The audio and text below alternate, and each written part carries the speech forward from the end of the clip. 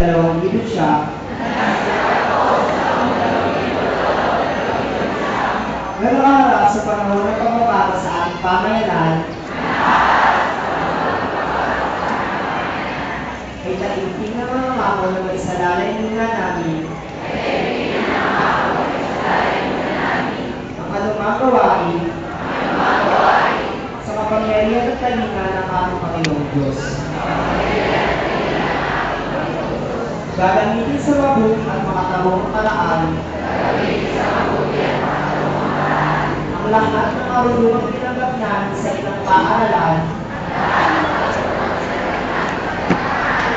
na siyang pinagmulan ng aming talino at disiplina. At pagsisikapan namin maging sa makabuluhang mamamayan makatutulong sa pangangailangan ng iba at matamo ang mabiyayang kinabukasan